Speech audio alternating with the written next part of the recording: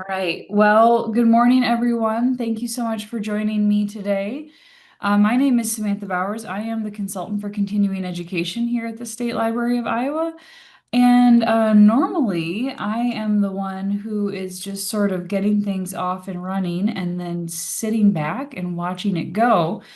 Today, I get the privilege of actually teaching this class on evaluation. So I am excited to be doing this. Evaluation is something that I really do love and do a bit of because I often am thinking, could we do that better? Could we do that differently? Um, what did other people think of how it went? So managing a team, continuing education team here at the state library means that I ask this question a lot of my state library teammates. And then obviously you all are frequent flyers in my evaluation program as you are evaluating the events that the CE team puts on. So some of this might be familiar if you've been around our evaluation process in the past, and we may have some new ideas too. So here's my contact information, my email address on the screen, and a picture of one of a fun little evaluation tool that we played with at the Iowa Library Association conference last year as we are in the process of evaluating the endorsement program and figuring out if there are additional endorsement tracks that we wanted to offer. So we outlined three different choices for attendees at that conference. Um, and we had folks drop a pom-pom into the little vase, which track they wanted to see. So actually, this is kind of a fun, I don't think it's a spoiler, I think it's been around, but the community engagement track was the winner. And in the next few weeks, you should be on the lookout for a new endorsement from the state library all about community engagement, which coincidentally enough does also involve some evaluation as you're engaging with users and partners around your community. So this was a fun little evaluation thing that we did. Very easy to recreate as long as you can maybe sneak some pom-poms away from your youth librarian. You could definitely do this at your library. So here are our learning objectives for today. We want to understand the importance of regular evaluation in the library. Why are we doing this? What is the benefit of evaluation in our library of numerous different things. We're going to touch on evaluation of programs and plans. We're also going to touch briefly on some staff evaluation, which is required as a standard in service to Iowa standards. We are going to hopefully be able to determine at the end of our event which evaluation tool that we talked about today is going to work best for you, depending on what it is you want to evaluate. And then hopefully you'll be in a spot where you could apply that evaluation technique in your library. So, as I mentioned before we hit record, there is a decent amount of engagement today. So I've got the chat box up. We'll use that for a couple of different things. I've also got some tools in some templates in a tool called Padlet that we're going to be playing with that involves typing in an answer, and then some Zoom polls as well. So I didn't think a session on evaluation should be just completely sit on your hands.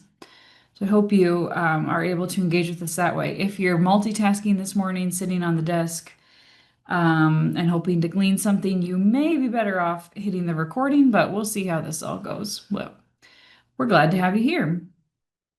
So it turns out that there is an organization called the American Evaluation Association. And this is how they have chosen to define the phrase evaluation or the concept of evaluation, a systematic process to determine merit, worth, value, or significance. And I liked that definition. I figure if anybody knows about evaluation, it really ought to be that group. You may recall that as a continuing education team, we like to set a theme for our year. So starting way back with ILOC, we've been talking about evaluation. And so I don't think that if you've been around our CE programs this year, this is exactly going to be a surprise to you. There is one piece I did like of this definition as well, which is that it is systematic. You can do little one-off evaluations, certainly collecting patron feedback in some kind of way is just about as informal as it gets. But I really do think that in order to successfully create change in your library based on the evaluation that you've done, you do want some kind of system behind it. Either that it's someone came in and said, I really loved how Miss Jenny did story time today. I had so many great ideas to take home as I'm reading books with my kids. What a positive outcome and what a great thing to hear from somebody. But then have a way to note that, a systematic way to say a caregiver came in to say that she learned new tips for how to read with kids at home in story time. A positive outcome, it's noted. That's a success story we can share with our board. So there is some kind of system, even if it is relatively informal. The other thing about evaluation, the example I just shared, is quite qualitative, that this one comment was made. It was a good comment. We wanted to note it. Qualitative means it's not numbers, it's not countable. It's more word-based feedback.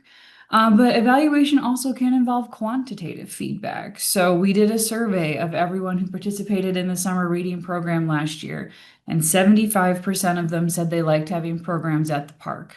Great. That's a solid piece of feedback that we can take and turn into our planning process for next year.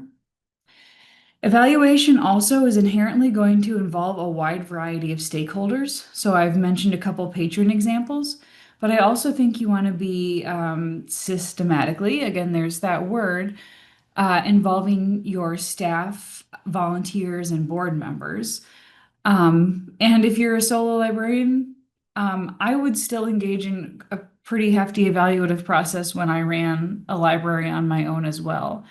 Um, you count as staff and your opinion matters. So taking time in your busy schedule to sit down and think, how would I change, how would I change this process? What worked well about this process? And noting that either for yourself in a future year or for some sort of successor, um, is important. So you count as a stakeholder, your staff and volunteers count, and your board, depending on what exactly it is you're evaluating.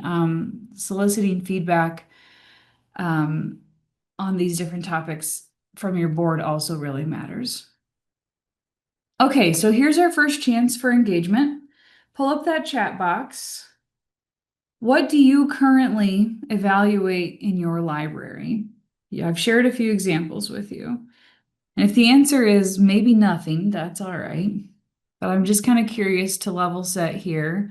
Some examples of things in your library, whether it's programs, something else that you evaluate. Programs and services is the first thing that came in. I think that's good. Oh, now they're flying. Summer reading program. I knew summer reading was going to come up. Checkouts, employees, library of things circulation. Participants, yep. Circulation. I could have missed it. I'm thinking collections is also going to be something that comes up as something you evaluate. Is this collection meeting the library needs, the community needs? Is it dated? Is it lovely? Community survey. Weeding, yes. Programs and participants, this is good. All right. Thank you. So here's an example of things. I think these have all come up before. We're evaluating our programs. We want to know are people coming? So certainly that's a quantitative measure. We can collect story time attendance records every week. We can say, all right, we've averaged 12 people, or we've averaged, we changed the time and now we have 18 people. This is great. Staff, again, this was something mentioned. We typically want to be regularly and systematically evaluating our staff for how how their performance is, and their own satisfaction with the job. I've got kind of a fun example coming up of how to engage staff on both performance and satisfaction. We evaluate our library spaces. I saw someone, one of the chats flew by that was talking about the toys available in the children's area. And so that is a type of space evaluation. No one uses the puppet theater and it's taking up 10 square feet of space. Let's trade it out for a Lego table or something like this. Also, we need to be doing like safety type evaluations or American ADA accessibility considerations of our spaces. And it's a excuse me, it's a standard that your board at least is regularly evaluating the strategic plan. Um, and there's plenty of other smaller types of plans that we might want to evaluate. We put together a plan for summer reading last year. How did it go? We might put together an initiative for a partnership or something else. How did it go? Or what might we want to consider? Speaking of standard requirements, yes, the standards do require that your library staff have a job evaluation annually and that your library policies are evaluated annually. So policies could also be something that comes up here. All right, so next I'm going to launch our poll, our first poll, which is, so we do these things, or we hope to do these things, but what are the biggest barriers to not doing these things? And if you cannot see the poll, please let me know. It looks like it's up. I'm seeing a couple of responses, and here's the question. You should be able to check all that apply, and if there's something else that is a barrier to you in evaluating, please put that into chat. We'll take a look at that. Excuse me.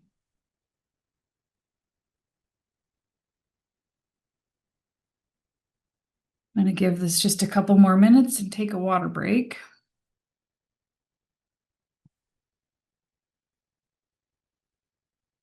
I'm still seeing responses roll in, which is good.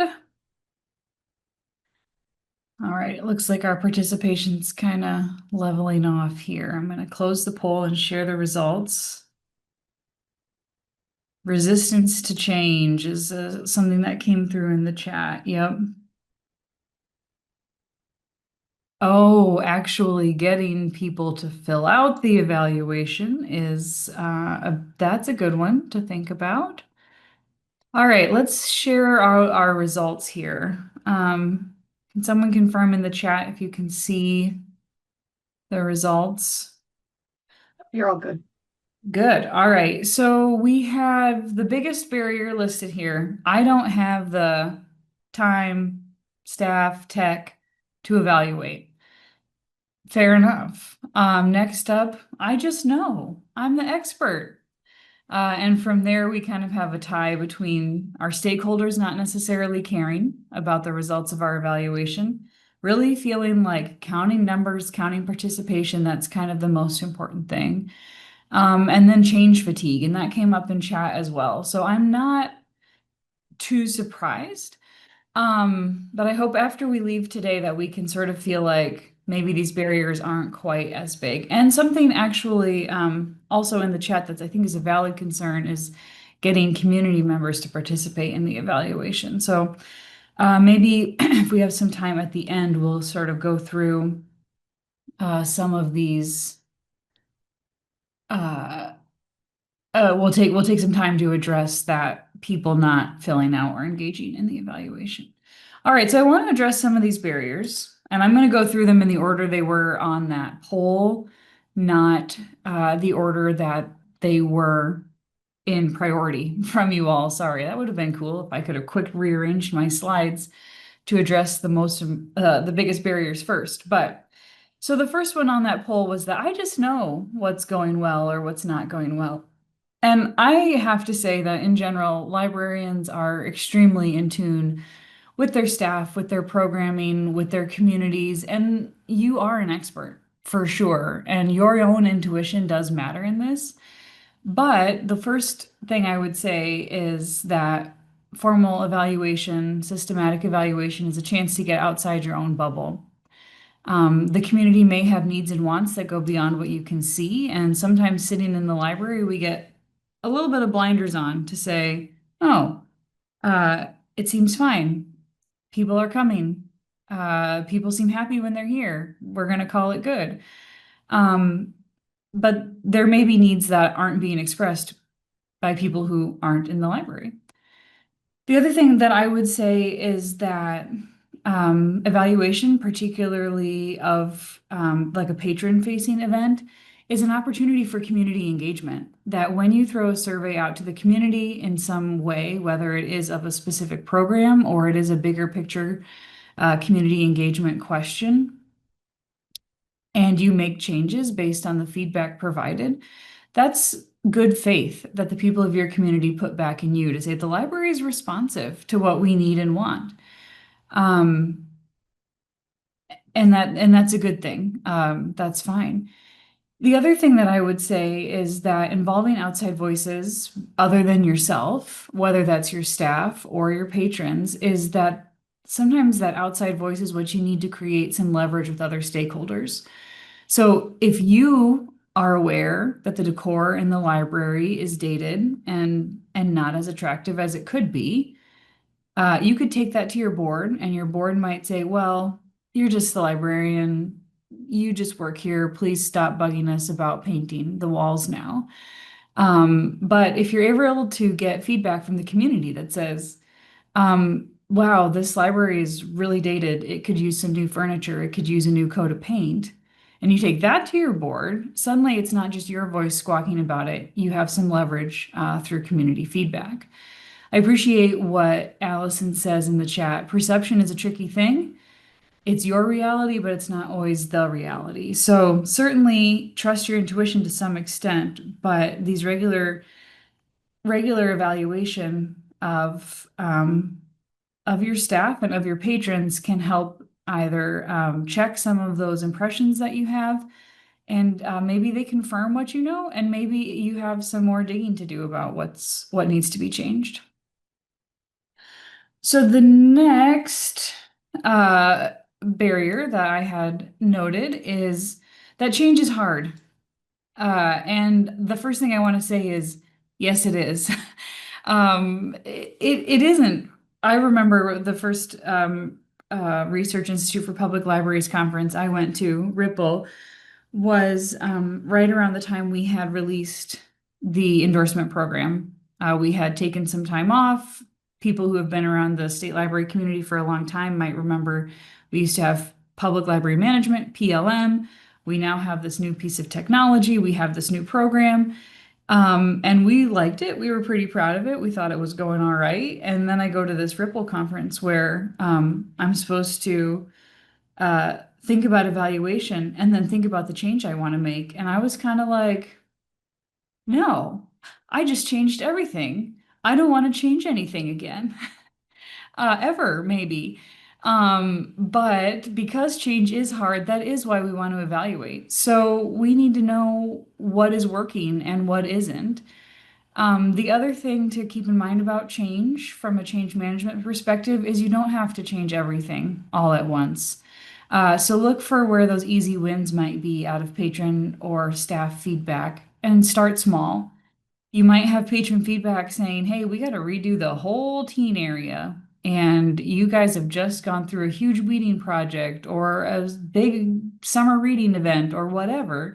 And you don't have the energy for a complete redo. But maybe we get a couple new chairs. Oh, that's easy. And you can make those changes incrementally, and that might be appreciated by um, staff and patrons. The last thing is that we've always done it this way is a pretty powerful moniker in libraries. And indeed, I think there is some value in recognizing what's worked. Of course there is. But we have to balance between what staff and users know and love about the library and letting go of what isn't working. So evaluation can kind of help you find that line. So we've always done it this way. We think it's working okay, but is that everybody's impression? Um, remember a line from a library that evaluated users about their library space, and they had a piece of feedback on their survey that said, um, visiting the library reminds me of visiting my grandma's house. It's stuck in the 1980s. It just feels dated, maybe. And we've got some nice comments in the chat too. We've always done it this way. I also love a line. It's attributed to Henry Ford. Who knows? It could be apocryphal. But if Henry Ford had done a survey of users in the early 1900s, you know, what do you want out of your transportation? The users would have said, well, we want faster horses. Well, okay, well, that's not possible. Horses are as fast as they're going to be. But Henry Ford was a visionary, had ideas for change, and he invented the automobile, which of course we all know and love. So we've always done it this way. We might still be indeed riding horses around or trying to make our horses faster and faster, when instead we can gas up our car and drive hundreds and hundreds of miles. So, legacy is not always right. The biggest barrier that you all identified is I don't have the time or the resource or the technology, perhaps, to evaluate. My question back to you would be, do you have the time not to evaluate? We've talked throughout this presentation about how we want our evaluation to be systematic, but it does not have to be overly intense. There could be a simple 1 or 2 question survey as patrons leave a program. Maybe you have a jar of pom-poms out at the end of story time to say, did you learn something new about reading to your kids today? Pick up a pom-pom and drop it in yes or no. As teens are leaving an event, would you come back to this event? Yes or no. You could have pom-poms, you could have stacked up Legos, you could have sticky notes, you could have a tally mark. It doesn't have to be super intense. Similarly, as we think about engaging staff on some evaluative questions, a quick half-hour recap, sit down, grab a cup of coffee. What worked about this? What didn't work about this? What might we change for next time? The other recommendation that I would have is to build evaluation into your existing routines. So maybe we do a staff in-service twice a year. And part of that in-service is to look at one of our long-standing or recurring programs to evaluate if it's working or not. Certainly, staff evaluations, personnel evaluations are a great opportunity for this as well. And then the other thing we're going to talk about as we go through these different examples today is that not everything has to be technology related. I think almost every example I've given you so far would work just fine. Taking notes on a piece of paper. Certainly there are tools that you can use, really in-depth survey tools, really in-depth uses of Excel or other types of data visualization, but really get it on paper, get it in a Word doc, get yourself some sticky notes, and you don't have to really be super engaged on the technology side of things. And in particular, I want to encourage small libraries to prioritize limited resources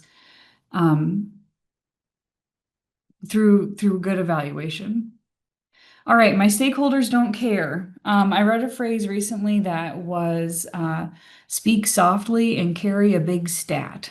So sometimes we need to pair up quantitative measures along with some of these stories we're getting, and all of that is part of evaluation. We want our stakeholders to know what's important. You don't have to bombard them with the results of your evaluation every time, but consistently including it in your explanations and in your planning process is going to help them see what's important. So they might ask a question, oh, I noticed that our summer reading kickoff is a year later. a week later this year. Why is that? Oh, well, a lot of people said they are on vacation that first week of summer, so we moved the kickoff back. That was part of our evaluation that came out of our survey results from last year. So I think they do probably care. Also helping, particularly people like your boards or your city council, or say your city council or your funders, see the outcomes that are coming out of an event, rather than simply numbers is helpful. So stories of how people were improved, how their lives were impacted by the library event. And then just keep telling that library story. The board is going to be engaged in evaluating the strategic plan and in evaluating the director. And all of these can feed into those evaluations. Numbers are all that matter. Just the numbers, please. We really want to contextualize some of these numbers. We need to turn that quantitative information into whys, why they came, what they learned, how the library can better meet their needs. If you want to have a webinar on making numbers count, Bonnie and I are your girls. We're going to do that one for you if you want it. But we love this idea of saying it's got to involve both the statistics of what's going on and the stories behind what's there. The other piece about the numbers is they don't tell you who's not there. All right, so we average 4 families a week at story time. Great. That means that there are how many other families in your community that aren't coming? Why aren't they there? So those numbers help you to some extent, but not all, not maybe telling the whole story. And then don't get complacent. Just because it's popular doesn't mean it's as effective as it could be. So do your coffee club. You've got 12 people coming to coffee club. Do they want to go deeper by inviting occasional speakers? Do they want to change up the format of what they're doing? So you can begin to get beyond the numbers when we are evaluating. All right, some additional reasons, and then I got some tools to try. But pausing to evaluate helps you check the sustainability of a program. What are you putting in and what are you getting out? So if we are consistently spending hours and hours a week prepping for a program and we maybe have low attendance and the people who are there aren't really caring that much and your staff are getting burnt out on it, it's time to maybe to change. Pausing once in a while to check in on how a library program is actually furthering our strategic priorities is a good thing. So this is comparing the program against maybe our strategic plan or other strategic initiatives that we might have. We may have to reassign those resources elsewhere. And then also checking in with staff and volunteers in particular helps preserve people's sanity. If you're starting to see a lot of burnout or attrition, we may need to reevaluate how a program or service can work. All right, I don't know if it's 4 or 5, I can't remember. I'm bad at counting right now. Tools to try. We're halfway through our time together. I'm going to pause for a drink. All right, here we go. So the first tool, and this one is not going to come to as a surprise to anybody who has filled out an evaluation for me in the last couple of years. But what do we want? It's called Start, Stop, and Keep. And all we're doing is asking ourselves or our stakeholders what we want to start doing, stop doing, or keep doing with regards to an event. Now, this event could be big or small. We could be saying, in general, with regards to our strategic plan, what do we want to start, stop, and keep as we're looking at a new plan for next year? This could be a slightly smaller event, like a recurring story time or a teen event that you want to do every year, for example. It could be a medium-sized event, like our whole summer reading program. But we basically want to just ask that question of any number of people, staff and or patrons or volunteers. And with your patrons, this could be less formal. Some of you mentioned the barriers to getting people to fill out surveys. Maybe it's as simple as a paper survey you hand out at the end of the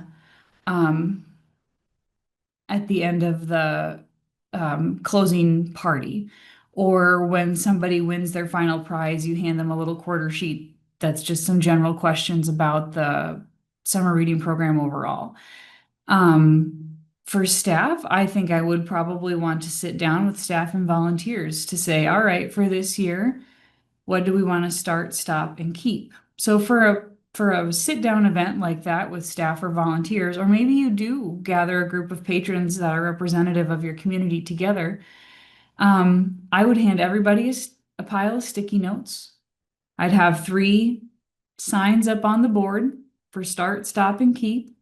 And I'd say, all right, everyone take 5 or 8 minutes and write down the things you want to start doing, you want to stop doing, or you want to keep doing with regards to this event. And you're going to get a range of responses from big to small. So something might be as small as I want to start having a volunteer greeter at the door during our kickoff event to help direct people where to go. And it could be as big as I want to stop doing the kickoff party altogether.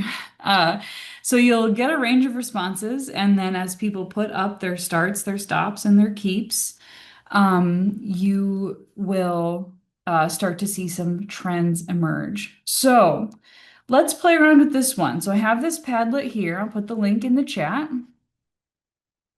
Open up this Padlet and answer the question for me. What do you want to start, stop, or keep doing with regards to your summer reading program next year? So all you have to do on the Padlet here is click the little plus button. And you can tell me, this is some practice. Maybe you want to run an event like this with your staff as you're probably thinking about evaluating summer reading. Or you want to, if you're a solo, you could still do this. Ooh, we want to start having a food truck at kickoff. I agree. We want to stop giving out books as prizes. Part of me agrees and part of me is sad. We want to keep the parks for events. Good. Stop so many adult programs. Stop so many little prizes. This is great. I love seeing these. So you can begin to get your wheels turning about the things that you liked or that you want to change. And if you want to change them, is that a start change or a stop change? And maybe if you add something to your start column, you need to think about something on your stop column in order to keep your staff sane. So if we're going to start more adult programs, does that mean we have to stop something else so that we have the staff capacity in order to run those programs? So this is a fun tool. I really like the start, stop, keep. It can be pretty simple. It really helps you make actionable items for the next time you want to do this event. Um, and you can begin to put some of those plans into place. So if we want to stop giving out junk prizes, is one of the things I see here. That might mean we have to start engaging local partners for prize donations that would be bigger, that we could do as more of a raffle or something. So that's gonna be a task that we have to take on and add, and it's gonna require more planning than just signing into Amazon the week before summer reading is supposed to start and ordering 175 shark stickers or whatever it is. I got a 5-year-old, 6-year-old obsessed with sharks. All right, the next tool that I want to show you guys is another one that I'm quite fond of right now, which I call the Three Little Pigs. And I like it because it's literary. It's it's a fairy tale that a lot of us know. But basically, we're gathering our stakeholders, in this case, probably staff or boards. I don't know if this would work as well with patrons without some pretty serious time commitment on their part. But we are going to pick something that we're going to evaluate. For me, this has worked well for a bigger picture. So whether it is a strategic plan or an overall program of some sort, or the example that we're going to use, I want you to be thinking is about like your library facility. But you want to gather the right people together. And then the first thing we're going to identify is houses of straw. What are the things that are weak or could easily fall apart? These are a high risk.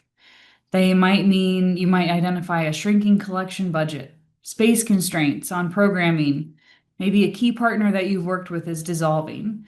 When we did this as a CE team a while back, one example of a house of straw for us was uncertainty with our federal budget. It's just a fact right now. It's a house of straw. It's a risk. It's weak.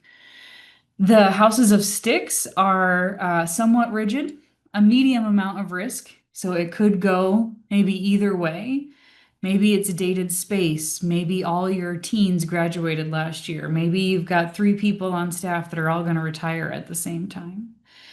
But again, something that could, maybe we need to shore it up a little bit. Maybe it's going to collapse. We'll have to see. And then houses of brick are immovable. They represent a low risk. Maybe you have great support from your city. Maybe you run an outstanding summer reading program every year, or your friends and foundation are just the best. But you want to call out what is really successful and what is low risk for you. So if I'm running this with a group of stakeholders, again, I'm probably going to put big pieces of paper up on the wall or on the whiteboard. I'm going to give everybody little sticky notes. I'm going to say, all right, what for you in our program that we're evaluating represents straw, sticks, or bricks? And after everybody's got their notes up, have everyone go to the board one at a time, put up their notes, and then briefly say why they assigned it to that group, whether it was house, or whether it was straw, sticks, or bricks. I think this was a fun one because we had, when we did this as a team, we saw some people saying, well, that was straw for me. And other people put it higher up the list. And so we can see themes and discrepancies. And then if time allows, you can use this to look forward as well to say, okay, well, if that really is a house of straw for us, what do we need to do as part of our strategy to move this up the chain? So let's do this again with Padlet. This is going to be, what about your library facility? So think about your library, and this again, just using facilities as an example. Where would you place certain aspects of your facilities? Whether it's maybe you've got bathrooms that are perpetually a problem, or you just got a new roof. Yay. Maybe you need some just cosmetic updates, but where would you put different things? Oh, collection problems, computer problems, lack of meeting rooms, accessibility. I see HVAC on there twice. Yes, so our straw list is getting very long. Someone must have just got new computers. This is good news. That's bricks, the teen area, yay. Good. So I hope you can begin to see how you could apply this to a program or a process, or indeed a facility in your library as well. Oh, I love to see that staff and volunteers are in the bricks column. That is great. This is good. Running out of programming space. Yeah. And sometimes it can be discouraging to have a long list of things that need improvement, but we're not going to improve those things unless we name what they are and strategize about how to move them as well. So, hope you find it helpful. The next example I want to touch on is one that, as a Northern European person, sort of inherently suspicious of emotions, I have used before, but pretty cautiously, is a tool called Mad, Sad, Glad. So again, I think this works best as a synchronous event. It's an event that requires a lot of trust among staff but will build additional trust if you do it in a bigger group. Again, I would keep this one pretty project specific to say, all right, I'm not throwing this out about your attitude towards the whole universe right now, but with regards to summer reading, with regards to that big weeding project we just finished, with regards to um, some other specific piece of our library life. What is making you mad, sad, or glad? This is also a retrospective, a looking back sort of one. We took on this big project. We worked on it for 6 months. We cleaned out the supply cupboard. Let's check in and see how it went. Again, this could be pretty low tech, sticky notes or a Word doc, to have people note their opinions. Again, I would have folks come up and sort of describe why they're putting things where they're putting them, and look for discrepancies in themes. If a number of people were upset about how a certain event went, um, we can try to make changes for that event for next time. There's there's a difference between mad and sad here. So what are we genuinely upset about? And I was mad that the performer didn't come on time. And sad is a little bit, that's something we can do. We can build in better communication structures into our contracts with performers, etc. And sad is, we might not have quite as much to do about it, but it still sort of broke my heart that it happened. We promoted this event endlessly, and we had only 3 people come. Well, maybe we can change something about the promotion schedule. Maybe it was just bad luck. Of course, the glad things are always happy. I love to see those. So, I also have used this, and again, in a one-on-one setting, not in a big group setting, but in a one-on-one setting, I don't think it's a horrible tool for a staff evaluation process. What about your job is making you mad, sad, or glad right now? It can be a good way to engage staff if you have that trust. Because this does tease out emotions a little bit, another piece that's really important about this one is that you are committing to follow up on unresolved issues in the MAD column. Um, and again, you have to use your best judgment with the people you have gathered and with your own capacity as a manager for change. What the right context is to ask this question. But for our sample here now, I have a pretend weeding project. So we just weeded the children's collection. As we're a staff team here. We're pretending that we're a staff team and that we weeded the children's collection. Can you imagine some examples of mad, sad, or glad from our project? Oh, you were sad to get rid of the classics. Yes, nobody was checking out the Hardy Boys anymore.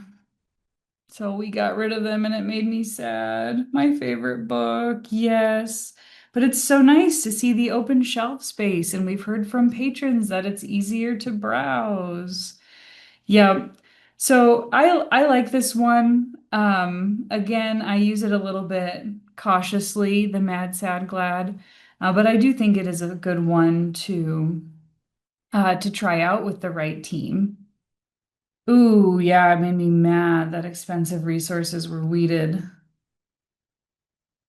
It made me mad that we found things from the 50s and 60s sitting on the shelf.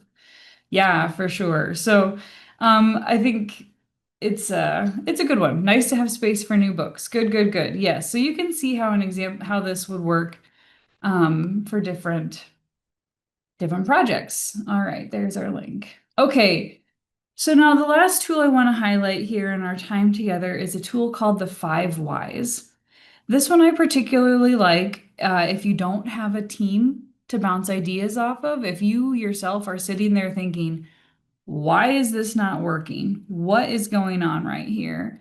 You basically were just trying to dig in to a root cause analysis. If you are doing this with a team, it's going to work best to have everybody in the same room. But when we're basically trying to figure out what went wrong, we ask the question why 5 times.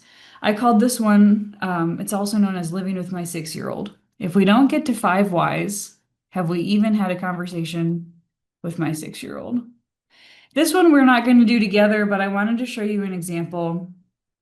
So our question, our root cause that we're trying to figure out, why are more books being reported as claims returned than last year? So that's the problem. Why is that happening? So we asked the question, why are the patrons saying this? Well, it turns out that the books are on the shelf. That's why the patrons are saying it, because they were returned, but they weren't checked in. So then we asked the question, why again? Well, why are the books on the shelf not being checked in? And the answer might be, well, staff is overloaded. Well, why are the staff overloaded? Well, they have a bunch of new stuff they're trying to get done. So why did they have a bunch of stuff that was trying to get done? Well, someone else that normally does other things around the library is not in right now. And those tasks just sort of fell to the circ staff. Well, why did those tasks fall to the circ staff? Well, maybe we didn't have a good conversation about who should take on extra duties from that out of office team. So in my experience, when I've done this one, quite often boils down to needing clearer channels of communication. That one somewhere in these whys, you're going to find a we need to communicate about this better type of question. I also find it often boils down to resources or finances, as this one did. Well, we don't have the money to rehire that staff that's out right now. Or that, that staff is going to be gone for 6 weeks and we're going to absorb their job duties. So those are things that are hard to tackle, but at least you've thought through the different areas of what's going on and have a more systematic, again, there's that word from the definition of evaluation, um, to go off of. Um, I'm looking at the chat a little bit. The staff was relying on the beep sound at the check-in station. There we go. Yeah.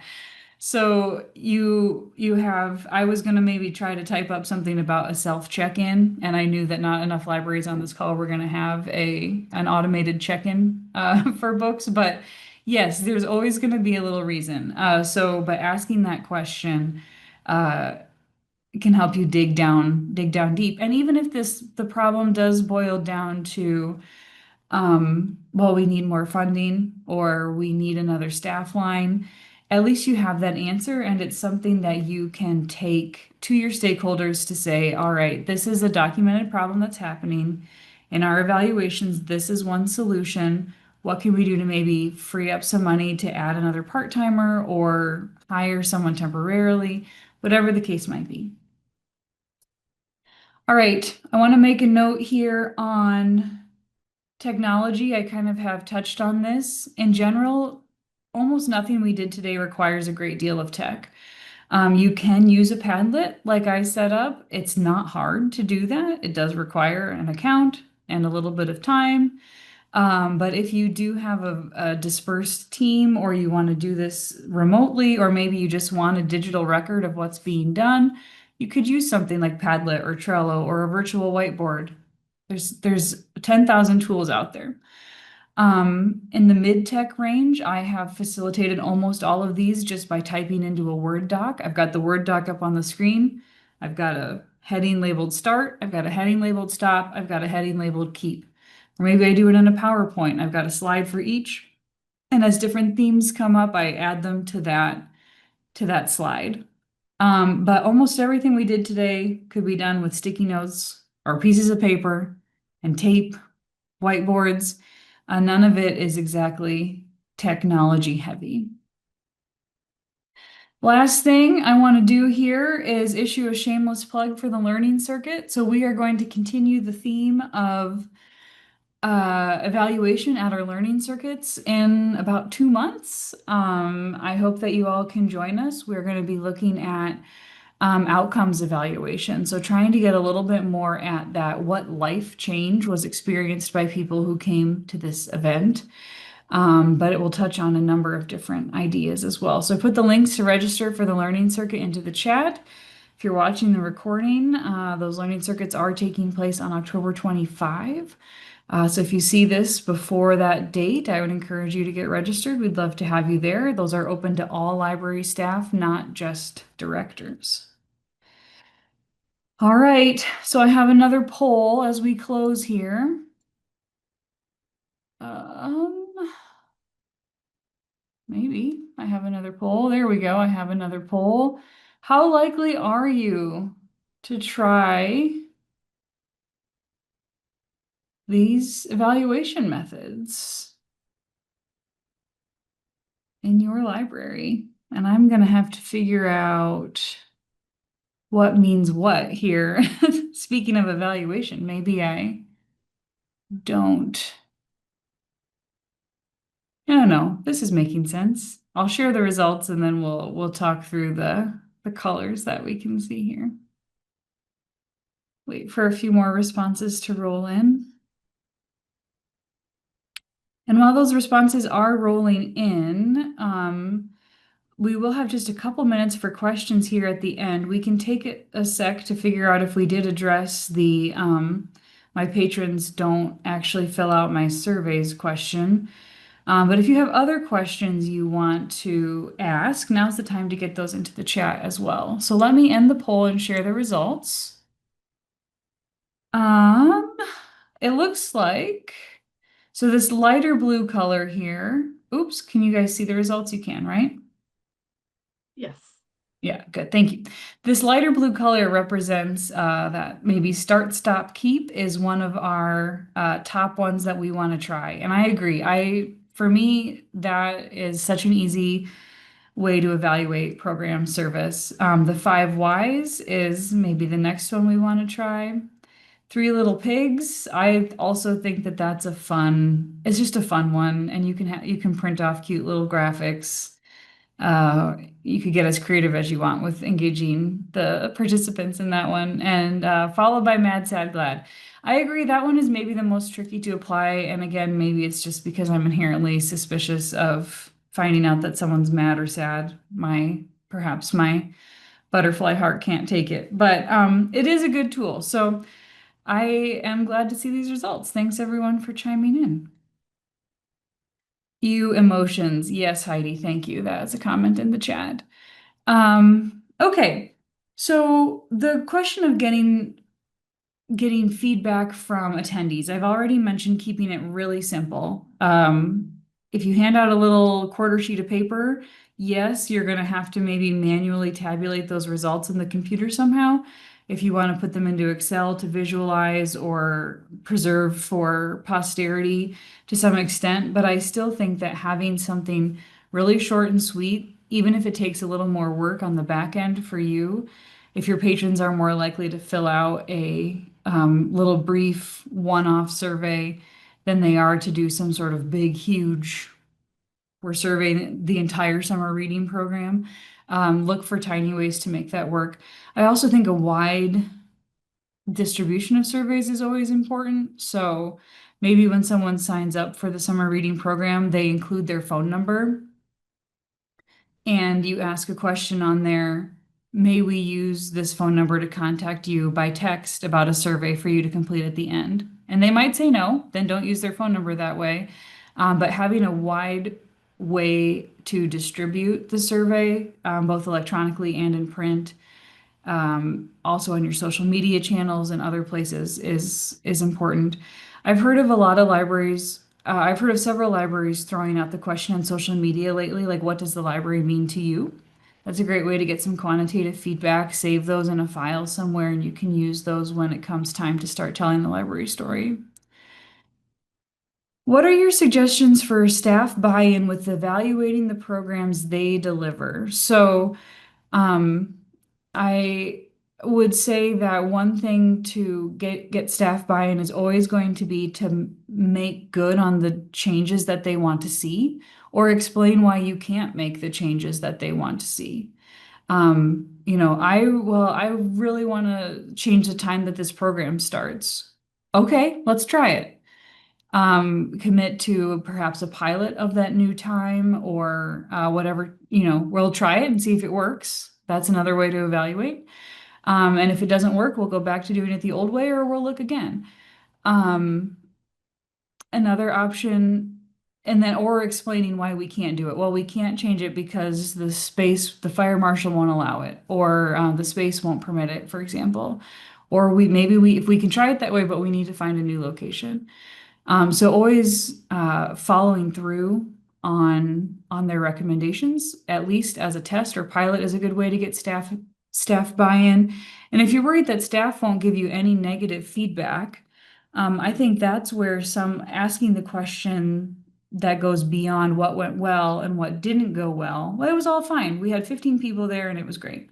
But maybe trying to dig a little deeper into some of the issues behind I noticed that, a few people left partway through. Do you have a sense of why that was? Trying to get a little deeper, and figure out some of the whys is good.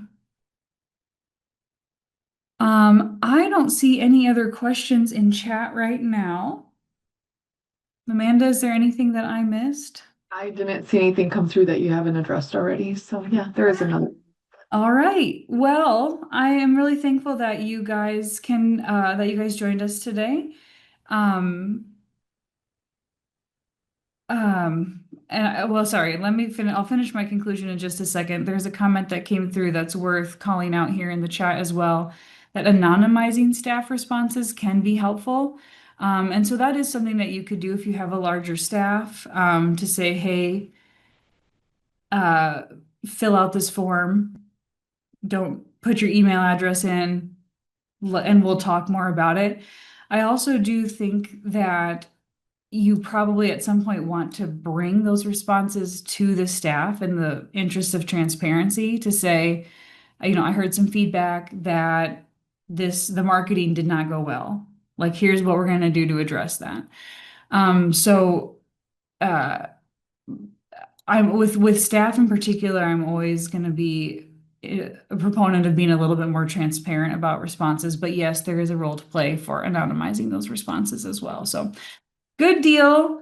I'll stop my share and just say thank you everyone for coming. I hope you can take these tools back. And if you do use them in your library, please let me know about it because I love part of my own evaluation. Did something change in your library as a result of this evaluation you did? I'd love to hear it. So enjoy the rest of your day. Thanks for coming, and we'll see you next time.